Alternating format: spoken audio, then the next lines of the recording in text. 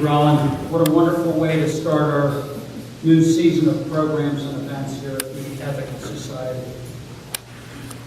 At this point, I would like to introduce our speaker for today, our leader, Hugh Taft-Morales.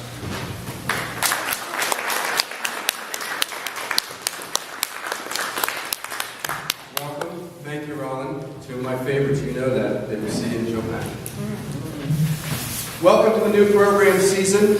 I want to start with a word about today's title, which in the newsletter was John Lovejoy Elliott and a Ministry to Man. That gendered title, I want to tell you, came from a book by Tay Hohoff, a biography of Elliott. She was, by the way, the literary editor that helped get Harper Lee's To Kill a Mockingbird to print. She also wrote this biography, but her use and my adaptation of the use, man, shows how easy it is to inherit and perpetuate gendered languages. So, in retrospect, I should have called it John Lovejoy Elliott and Ministry to People, which is what I'm calling it today. Thanks to Betsy for putting man and women on our sign outside. We always get tricked. I chose this to talk about as the kickoff because in a lot of ways, I speak a lot about Felix Adler, who founded ethical culture, but in a lot of ways, John Elliott was much more the sort of person that I see as a role model for me. I hope that you get something out of this little bio talk that helps you live your life more fully and helps us make our life here at the Ethical Society richer. Especially in a couple of weeks when our speaker will be Dr. Mosinian, who will speak about his experience coming to the United States.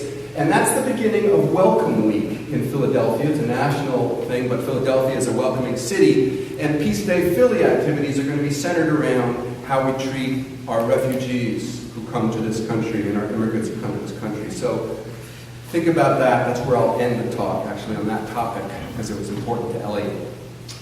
He was born in 1868 in a small Midwestern town and discovered ethical culture when he was an undergraduate at Cornell University.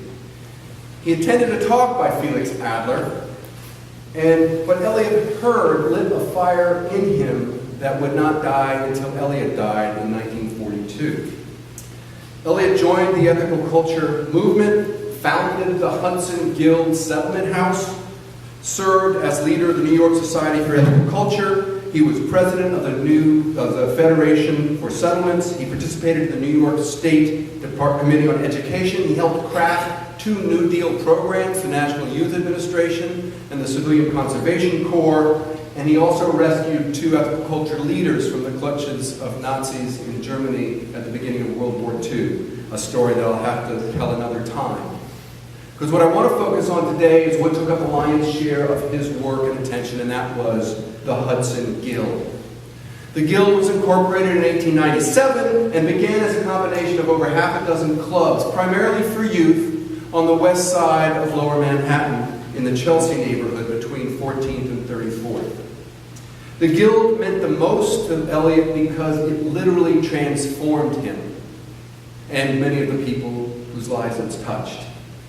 To begin with, the Guild helped connect Elliott to a wide array of citizens, rich and poor from all backgrounds, and it allowed him to feel part of an exciting experiment in social democracy. According to Hohoff, the Guild was, quote, an experimental laboratory in social relations, filled with explosive materials, exciting and dangerous. No one who worked even for a short while at the Guild was ever quite the same afterwards. It's that transformational power that I hope real social democracy is a part of our lives here. That part being in ethical culture, of transforming ourselves and bringing out the best of ourselves and our community and the nation. Relational democracy, if you will, is as much a part of our national story as it is a part of ethical culture. It's connected to Abraham Lincoln, who happened to be a big hero in the Elliott's household, even before John Elliott was born, when his parents rescued escaping slaves as part of the Underground Railroad network. Abraham Lincoln was a hero in the home of the Elliots, as well as it was in the home of Felix Adler's parents and Jane Addams' parents, because he represented for them the concept that every person has inherent worth. Every person is unique and special. And this important and weighty value, combined with a natural empathy in John Lovejoy Elliott, made it very hard for him to see people suffer in his life. There was one particular moment in his childhood that he recounts, where he was in the kitchen and his mother greeted a woman with 2 children at the back door, and she was so desperately in need that this image was imprinted on him, and he was so fearful of it that he ran from the kitchen and hid. His biographer said, "It hurt. It hurt him so dreadfully that he ran to hide from his own agony, more than to escape the sight of hers." This was the seed of Elliott's life work. He commented years later about that moment, and he said, "The guild began in me then. The guild began in me then." Throughout his life, Elliott was moved by the death of human suffering, and progress was slow and setbacks often, but he didn't retreat into callous indifference, which is something that I feel I do occasionally when you see the suffering of the world. Even as an adult, he talked about a depression during the year of 1907 in the United States, and he talked about the bread lines and the soup kitchens, and he said, quote, "They scarred the heart." They scarred the heart. So, Elliott's repulsion over human suffering became crystallized in his life because of a great influence, Felix Adler. When Elliott went to the talk at Cornell University to hear Adler, he heard Adler say, "There is a new profession which endeavors to teach people how to live." And Elliott suddenly a switch went off because he thought finally he found what his vocation was going to be. And it echoed the reforming spirit of the progressive environment in which he lived. Supposedly during the speech, Elliott said that he was so short of breath that he could barely keep himself awake and alive, and he ran back to his room, according to his biographer, in a state closely approaching the ecstasy of sudden conversion. According to Hohoff, Elliott felt, quote, "a faith in his ultimate destiny had taken root. For the first time in his life, he possessed the conviction of strength and purpose. He might be unsure as to the extent of the strength or the exact definition of the purpose, but the inner voice which had whispered softly in his daydreamings now began to speak more loudly and ever more forcefully, assuring him that he had found his right road, his own road." That road took him that next summer to a school for ethics in Plymouth, Massachusetts, that was hosted by Felix Adler and Jane Addams and others, in which they discussed philanthropy and social progress. And he applied that experience when he went back to Cornell and wrote his senior thesis about criminal justice reform. As you hear this talk, I want you to connect all the threads to our work today at the Ethical Society, because they're all over. He wrote about the experience that he saw for many young boys when he visited the Elmira Reformatory in 1890 and saw young people, 12, 13, 14, 15, 16 years old, in a foul-smelling institution, thrown out by society with hardened lifelong criminals. He soon found himself in New York, hired by Felix Adler as his personal secretary, with unbounded duties. Elliott took on round-the-clock work, which included being a teacher, an administrator, a lecturer, a teacher, a student, an investigator, and many more things. And he was very different from his mentor and boss, Felix Adler. Adler's philosophy was controlled, serene, intellectual, and humanistic. But Elliott's was described by his biographer as uncertain, reaching, impatient, and human. And this reaching and impatient approach worked for him, because not only was there little time in his job to plan out a precise course of action, but Elliott was perhaps a great example of the philosophy of education that a great friend of his, John Dewey, advocated for. Dewey said that you learn best when you're involved in praxis, with an X, praxis, which means you test your ideas by diving into the environment of social life and working through them and then going back and revising. You don't wait till you get it just right. And Elliott just wanted to dive into New York, testing and revising his theories. A friend of Elliott's, James Hart, said, his mind had to precipitate itself in deeds. Many reformers in New York focused on the Lower East Side, but Elliott chose the Lower West Side, where many Irish immigrants had settled. He said that there were waterfront bars, lumber yards, freight yards, hovels, docks, and 10th Avenue, which was 9th Avenue, blackened by the elevated side streets, thick with gaunt and dirty tenements. This was not an easy place to spend your time. He spent a lot of time uptown at the Ethical Culture Society on 64th Street, which is still there now, and teaching at the Ethical School next door.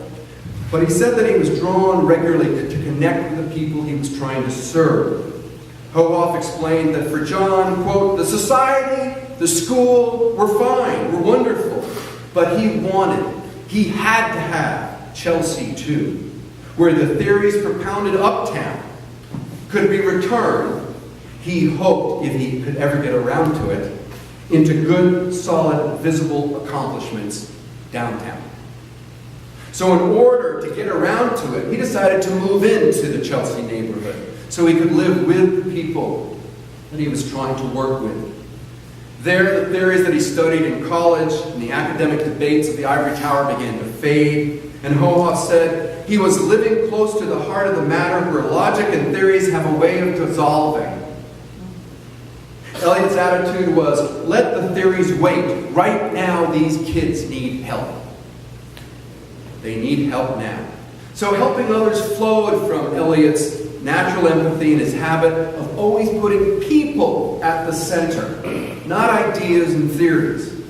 In school, he was a good student, but Hohoff explained that his attitude was the following: people, how infinitely more satisfactory they were than books. He was well trained in sociology, but he understood social problems not so much by the accumulating statistics, which were fundamentally important, but by the stories of people and those in need. Even as social worker became professionalized, Elliott's approach remained very personal. Hohoff said that he differed radically from the most of the leaders in social work by his total inability to think impersonally about case number 473 or 596 or whatever. She was Mrs. Murphy or Mrs. Smith or Mrs. Anybody, and she was his friend. Elliott credits his mother for this approach. He said, 2 things I have from my mother: faith in children and great joy and satisfaction in friendship. The importance of friendship and ethical relationships was wrapped up in Elliott's embrace of ethical culture, which was a type of secular spirituality bred by democracy for Elliott, and ethical culture's dedication to non-theism.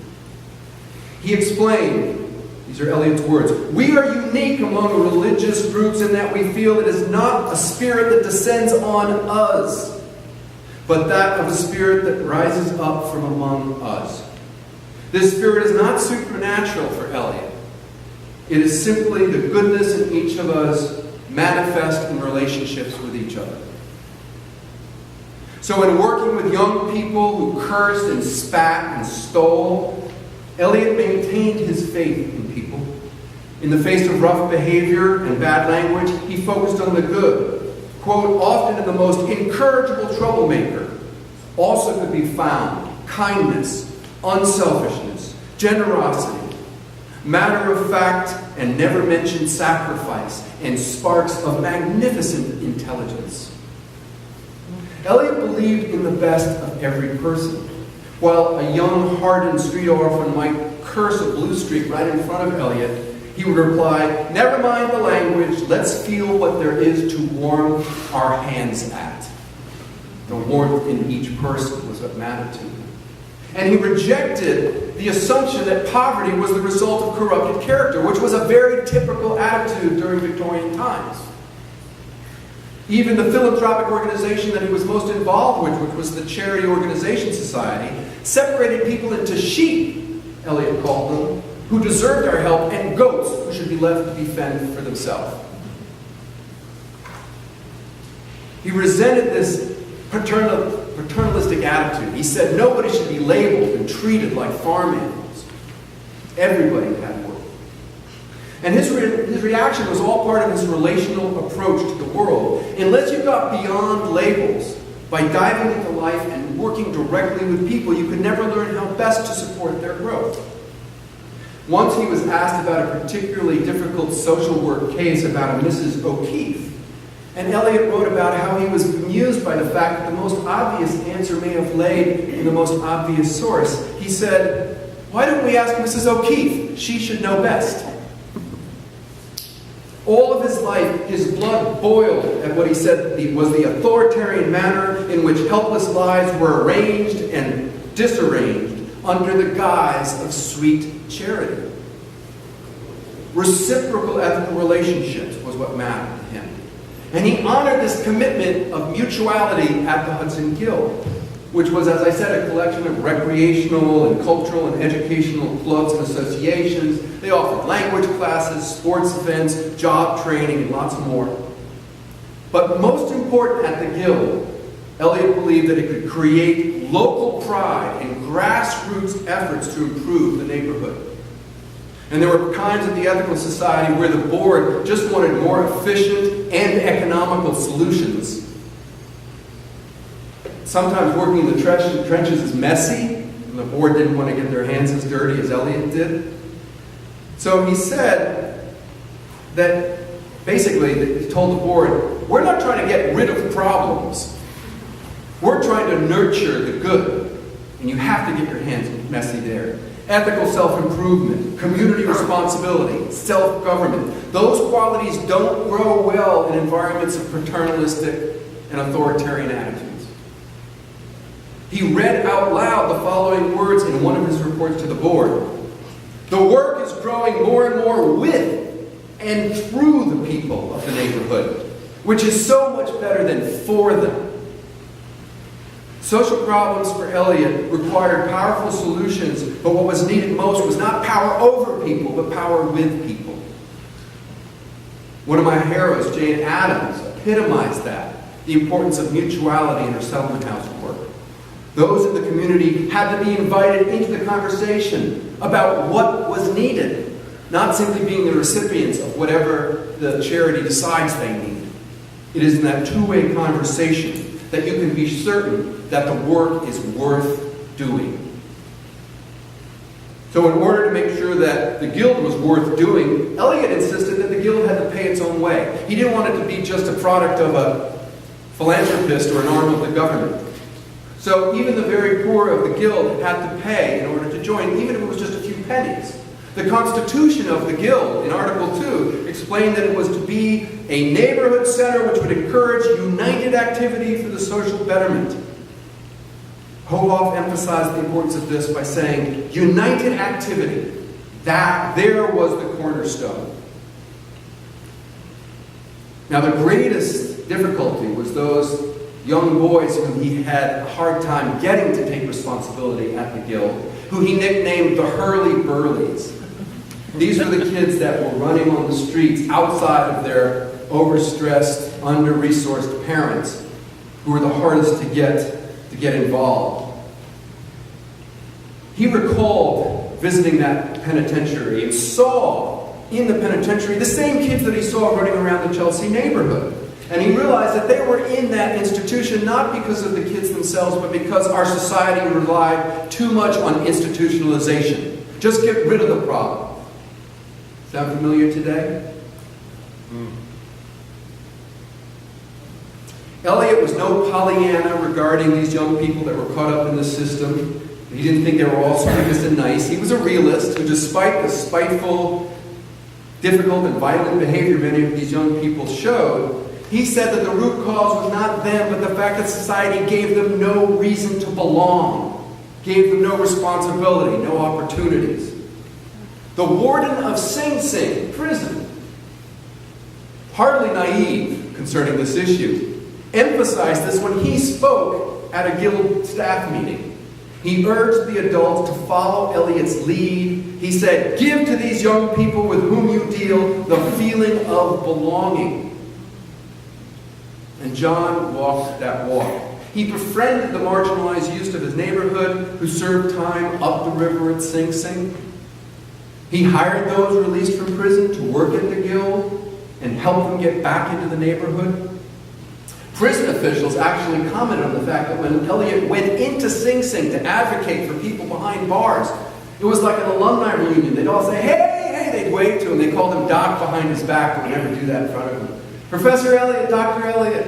It was like that he knew so many of these kids that ended up in Sing Sing, who were happy that he was there advocating on their behalf. Elliott's biggest effort to keep young people out of the system was by demanding, along with many other reformers, juvenile courts. Juvenile courts. And these courts could be more sensitive to the situation for each child. It would end up sending the kids back to the homes of the parents, but supported by counseling and educational and job training services. What seemed like common sense at the time, though, just like it does now, is resisted by those already invested in institutionalization. Even the charities and the prison societies run by philanthropists or religious groups still believe that truancy and petty crime and vagrancy were a result of corrupted character, and that these kids had to be punished in order to straighten them out. But Elliott believed that what was needed was not punishment, but guidance, support, opportunities.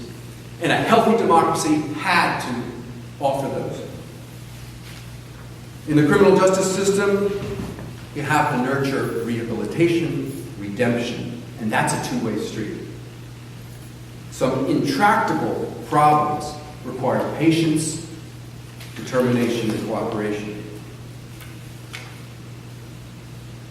Cooperation and patience was necessary for an important issue for Elliott that I'll conclude with, and that was his belief in the welcoming spirit of the Statue of Liberty, which struck him as important.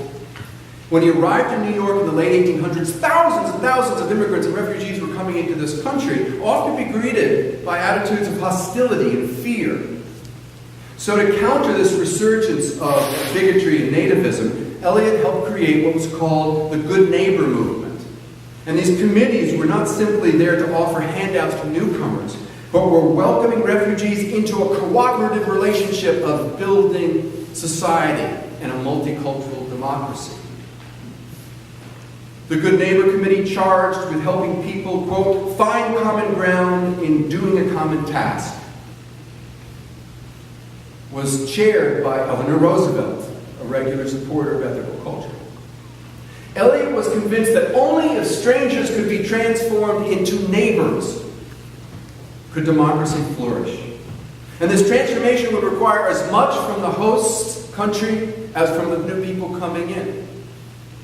Only when firmly rooted in neighborhoods could newcomers join in the common task of making a better world. And governments could help this, but Elliott really believed it was about human relationships. He would say, the good neighbor makes the best social worker. Few terms capture John Elliott better than the term neighborliness. And it implies a lot. Closeness, mutuality, two-way street relationships. At Elliott's 70th birthday party, near his death, it was a virtual mutual celebration of his life. The mayor was there, John Dewey was there, other dignitaries. It's no surprise that at that dinner, Elliott's comments focused on neighborliness and mutuality. He said, what makes up neighborliness? Of course, there's no such thing possible as a neighbor standing alone. It takes at least two to have the give and take. There's something spiritual that is absolutely fundamental.